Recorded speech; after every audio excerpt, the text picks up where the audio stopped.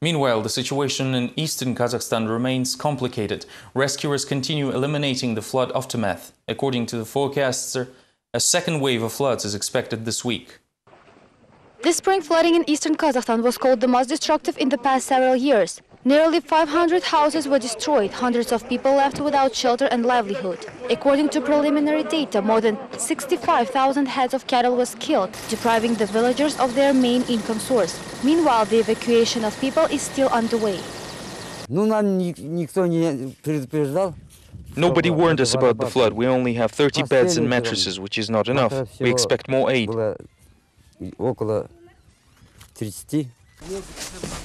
Humanitarian aid is being sent to the most affected by the flood emergency zone, the Tarbagatay area. Clothes, food, medications and baby meals are brought here by helicopters and trucks, mostly from Ust-Kamenogorsk, where businessmen volunteered to help the countrymen. Yesterday, another cargo with $30,000 worth of goods was sent to the area. Officials promised that the items would reach the intended recipients. Astana is also busy assisting the eastern provinces. We need to provide all possible aid to people of the East Kazakhstan region. They need to feel our care. This is the President's instruction.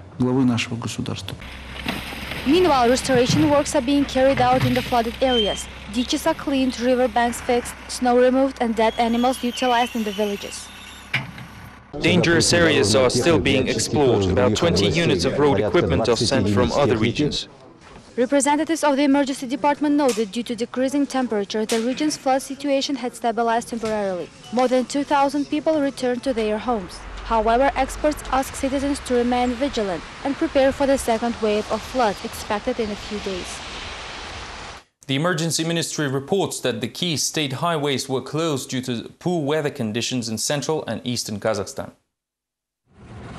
Due to snowstorms and ice roads, the highway Karaganda-Aksu-Ayuli has been closed for all traffic for 2 days. In eastern Kazakhstan, the key state highway Almaty-Ust-Kamenogorsk as well as the number of regional roads have been closed since Sunday night. Furthermore, the nature has also brought a different kind of problem, the 3 months of unscheduled school vacations and 5,000 missed class hours.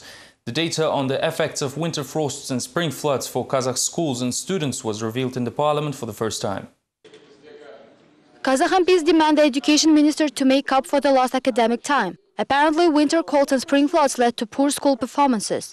Former teacher Svetlana Ferho challenged Minister Tuymibayev with some calculations. Kazakh students missed 5,000 lessons during the 3 months of forced vacations, which are still underway in some of the regions, said the deputy. At the moment, many of the people who were evacuated from the emergency areas are living in public and boarding schools. Of course, the education process suffers as a result. Parents are worried about their children passing the United National testing.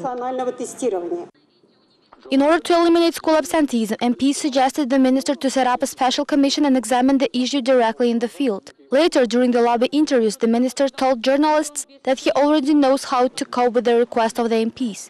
He said that the only way out is to sacrifice the extracurricular time and, if necessary, summer holidays. We cannot turn back time, so we have to catch up at the expense of additional classes, holidays and after-school time. There are many options. We can even use the summer vacations. We will make a decision about that later. Meanwhile, during the spring break, schools remained empty in Semey, which suffered the most from severe frosts. Math teacher Lyudmila Vilmiskina managed to use makeup classes to bring her pupils up to speed and does not support the initiative of the minister. We have completed the third semester program for 10th and 11th graders by holding elective courses and makeup classes. I believe it is wrong to deprive children of their summer holidays. Meanwhile, the MPs say that the graduates who live in areas of natural disasters do not have enough time to learn the program before the beginning of the tests, thus asking to exempt them from the exams. Some of the parliamentarians suggest providing these children with educational grants, thus somehow compensating their moral damages.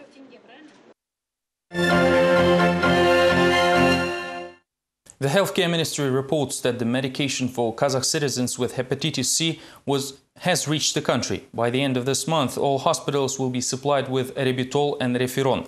The dealers promise that there will be no lack of medicine until at least the end of the year. 12,000 bottles of erythritol and 136,000 syringe tubes of refiron were delivered to the hospitals. These medications will be given to patients as part of the free medical care program. At the moment, the suppliers have problems with the delivery of the vital drugs. For instance, a registration is required to bring erythritol to Kazakhstan. Currently, the medical officials are looking into the issue. So far, the suppliers are dealing with all the complications of importing the drugs into the country on their own. The registration procedure will take place in Kazakhstan only now, but given the social significance of the issue of treating hepatitis C patients, we commit ourselves to bring a certain amount of the medicine by the time of one-time import registration, so that the treatment of patients with hepatitis C would be more effective.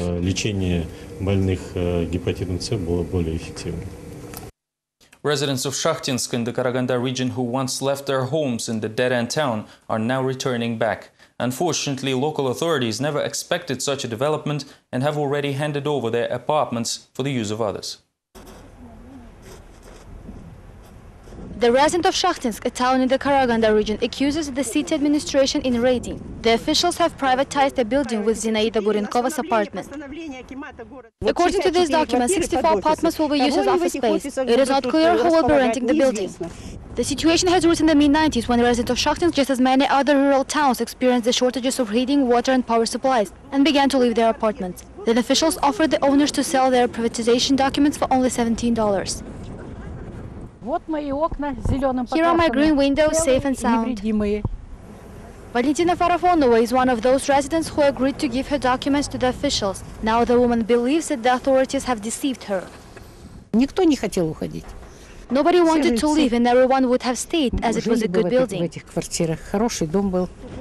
Zinaida Burinkova was the only one who did not give the documents to officials. Now the city administration is trying to take her apartment through courts. Unfortunately, journalists were not allowed at the hearing, which was declared closed in the interest of the third party. It turns out that the ownership of the defendant Burinkova's apartment is Savinkova's commercial secret.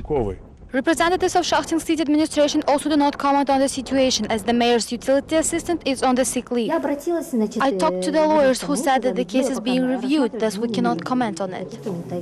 Meanwhile, Burinkova reported that the city administration has provided the court with a certificate of the building's poor condition, even though it has all of its glass windows intact.